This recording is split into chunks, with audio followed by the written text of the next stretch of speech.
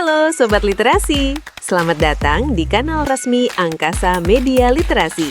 Tempat di mana buku bukan sekedar tumpukan halaman, tapi jendela yang membuka cakrawala, memperluas wawasan, dan menghidupkan gagasan.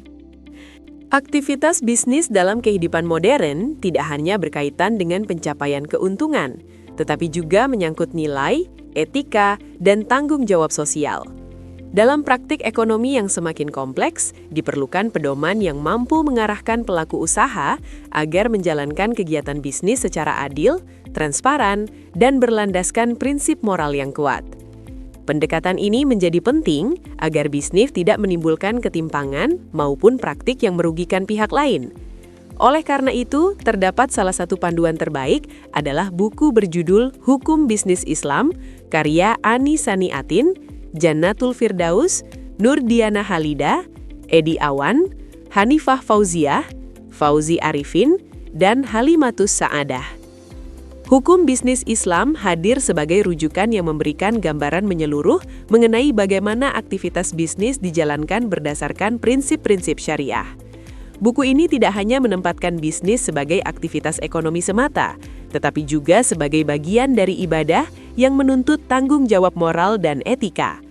Dengan pendekatan yang ringkas namun padat, pembaca diajak memahami fondasi hukum bisnis Islam dalam konteks kehidupan ekonomi modern.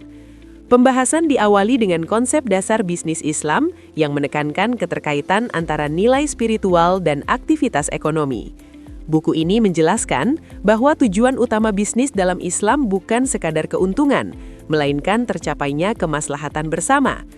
Prinsip keadilan, keseimbangan, dan keberkahan menjadi landasan utama yang membedakan bisnis syariah dari praktik bisnis konvensional. Selanjutnya, buku ini menguraikan secara sistematis berbagai bentuk akad dan kontrak dalam bisnis Islam. Penjelasan mengenai jual beli, sewa, bagi hasil, serta kemitraan disampaikan dengan bahasa yang mudah dipahami, namun tetap mengacu pada kaidah fikih muamalah.